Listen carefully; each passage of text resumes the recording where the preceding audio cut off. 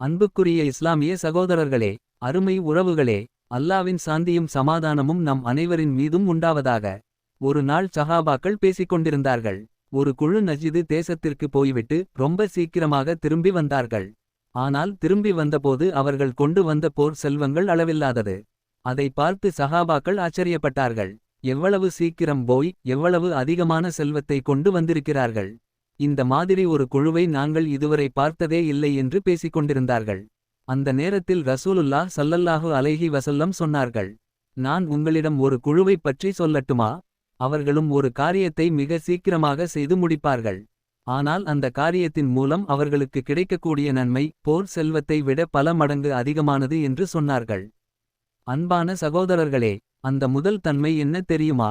ரசூலுல்லாஹ் சொன்னார்கள், அந்த மனிதர் பஜர் தொழுகையை ஜமாத்தோடு நிறைவேற்றுவார். பஜர் தொழுகையின் மகத்துவம் பற்றி நாம் நிறைய கேட்டிருக்கிறோம். இருட்டையும் தாண்டி தூக்கத்தையும் தாண்டி அல்லாஹ்வுக்காக எழுந்து நிற்பது அது சாதாரண விஷயம் அல்ல. பஜர் தொழுகை என்பது ஈமானின் வலிமையை அளக்கும் தராசு. ஆனால் ரசூலுல்லாஹ் இங்கே நிறுத்தவில்லை. இரண்டாவது தன்மையை சொன்னார்கள். பஜர் தொழுகையை முடித்துவிட்டு உடனே அந்த இடத்தை விட்டு எழுந்து போக மாட்டார். அந்த தொழுத இடத்திலேயே அமர்வார். அமர்ந்து அல்லாஹ்வை திக்ர் செய்வார். எனக்கு அதிக திக்ர் தெரியாது என்று யாரும் சொல்ல வேண்டாம். அல்லாஹ் அல்லாஹ் என்று மட்டும் சொல்ல தெரிந்தால் போதும். சுப்ஹானல்லாஹ், அல்ஹம்துலில்லாஹ், அல்லாஹு அக்பர் தெரிந்தால் போதும். லா இலாஹ இல்லல்லாஹ் தெரிந்தால் போதும். ஸல்லல்லாஹு அலா முஹம்மத் ஸல்லல்லாஹு அலைஹி வஸல்லம் என்று சொல்ல தெரிந்தால் போதும். எவ்வளவு பெரிய வார்த்தைகள் தெரிகிறது என்பது முக்கியமல்ல. எவ்வளவு நேரம் அல்லாஹுடன் இணைந்திருக்கிறோம் என்பதே முக்கியம். அவர் எவ்வளவு நேரம் அமர்வார் தெரியுமா? சூரியன் உதிக்கும் வரை. இன்று பஜர் ஜமாத் முடிந்து அதிகபட்சம் 15 முதல் 20 நிமிடங்களுக்குள் சூரியன் உதித்து விடுகிறது. அந்த குறுகிய நேரம், அந்த சின்ன நேரம், அந்த நேரத்தை அல்லாஹ்வுக்காக கொடுத்தால் அதற்கான பலன் அளவில்லாதது. ரசூலுல்லாஹ் ஸல்லல்லாஹு அலைஹி வஸல்லம் சொன்னார்கள், இந்த மனிதர் குறுகிய நேரத்தில் எவ்வளவு போர் செல்வம் கிடைத்தால் மனிதன் சந்தோஷப்படுவானோ அதைவிட அதிகமான மகிழ்ச்சி, ஆனந்தம், நன்மை இவருக்கு கிடைக்கும். இவரை பார்த்துதான் ஆச்சரியப்பட வேண்டும். இவரை பார்த்துதான் பொறாமை பட வேண்டும் என்று சொன்னார்கள். அன்புக்குரிய சகோதரர்களே, இந்த ஹதீஸ் நமக்கு ஒரு முக்கியமான பாடம் சொல்கிறது. தொழுகை முடிந்தவுடன் வேகமாக இடத்தை காலி செய்வது ரசூலுல்லாஹ்வின் வழக்கம் அல்ல. ஜமாத்தோடு தொழுத பிறகு அதே இடத்தில் கொஞ்ச நேரம் அமர்வது ஒரு பரக்கத். அது பரக்கத் மட்டும் அல்ல, மலக்குகளின் துவாவை பெற்று தரும் அமல்.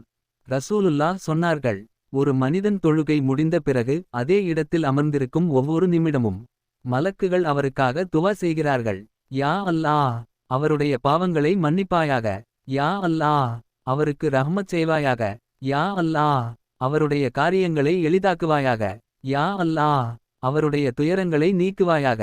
யா அல்லாஹ், அவருடைய எல்லா தேவைகளையும் பூர்த்தி செய்வாயாக. அல்லாஹ் எல்லா குறைகளிலும் இருந்து தூயவன். எல்லா புகழும் அல்லாஹ்வுக்கே உரியது. அல்லாஹ் மிகவும் மகத்துவமுடையவன். அல்லாஹ்வை தவிர வணக்கத்திற்குரியவர் எவரும் இல்லை. இது 2 நிமிடம் இருந்தாலும் சரி, 20 நிமிடம் இருந்தாலும் சரி, நாம் எவ்வளவு நேரம் அமர வேண்டும் என்பதையும் எவ்வளவு நன்மை பெற வேண்டும் என்பதையும் நாம் தான் முடிவு செய்கிறோம். இப்போது கவனியுங்கள். ரசூலுல்லாஹ் இன்னொரு பெரிய நற்செய்தியை சொன்னார்கள். ஒவ்வொரு நாளும் பரிபூரணமான ஹஜ்ஜும் உம்ராவும் செய்த நன்மையை நீங்கள் பெற முடியும் என்றார்கள். சஹாபாக்கள் ஆச்சரியப்பட்டார்கள். ஹஜ்ஜு வருடத்திற்கு ஒருமுறை குறிப்பிட்ட நாட்களில் செய்யப்படும் அமல். அந்த நன்மையை தினசரி எப்படி பெற முடியும்? ரசூலுல்லாஹ் விளக்கம் சொன்னார்கள். யார் ஒருவர் ஜமாத்தோடு பஜர் தொழுகிறார், தொழுது முடித்துவிட்டு அதே இடத்தில் அமர்ந்து அல்லாஹ்வை திக்ர் செய்கிறார் சூரியன் உதிக்கும் வரை. சூரியன் உதித்த பிறகு நேரம் முடிந்தவுடன் 2 ரக்காத் தொழுகிறார். அவருக்கு அல்லாஹ் என்ன தருவான் தெரியுமா? ஒரு ஹஜ்ஜும் ஒரு உம்ராவும் செய்த முழுமையான நன்மை. ரசூலுல்லாஹ் இதை சொல்லி முடிக்கும்போது 3 முறை சொன்னார்கள். தாம்மா, தாம்மா, தாம்மா. பரிபூரணம், பரிபூரணம், பரிபூரணம். அன்பான சகோதரர்களே, ஒரு நாளைக்கு ஒரு ஹஜ்ஜு, ஒரு நாளைக்கு ஒரு உம்ரா. அதற்காக பணம் இல்லை என்று சொல்ல முடியாது. அதற்காக விசா இல்லை என்று சொல்ல முடியாது. அதற்காக சக்தி இல்லை என்று சொல்ல முடியாது. தேவை ஒன்றே, பஜர் தொழுகை. அதற்கு பிறகு கொஞ்ச நேரம் அல்லாஹுடன் அமர்வு. ரசூலுல்லாஹ் அதிகாலை நேரத்திற்காக துவா செய்தார்கள். யா அல்லாஹ், நபி முஹம்மத் ஸல்லல்லாஹு அலைஹி வஸல்லம் அவர்களுக்கு அருள் புரிவாயாக. யா அல்லாஹ், என் உம்மத்திற்கு அதிகாலை நேரத்தில் பறக்கச் செய்வாயாக. ஆனால் இன்று நாம் அதிகாலை நேரத்தில் என்ன செய்கிறோம் என்பதை நாமே நம்மிடம் கேட்க வேண்டும். பஜர் தொழுகையில் நாம் பலவீனமாக இருக்கும் வரை உம்மத் பலவீனமாகத்தான் இருக்கும். ஒரு நாள் எல்லா பள்ளிகளும் ஜும்மாவைப் போல பஜர் நேரத்தில் நிரம்பினால் இந்த உம்மத்தை எதிர்க்க உலகத்தில் யாராலும் முடியாது. இந்த புனித காலத்தில் நாம் ஒரு உறுதி எடுப்போம்.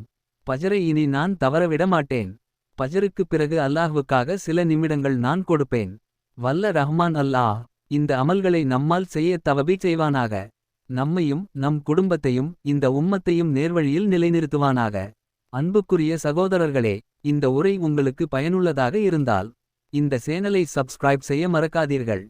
இந்த செய்தியை லைக் செய்து உங்கள் நண்பர்களுக்கும் குடும்பத்தாருக்கும் ஷேர் செய்யுங்கள். ஏனென்றால் ஒரு நல்ல அமலுக்கு வழி காட்டுவது அதையே செய்த நன்மையைப் போல.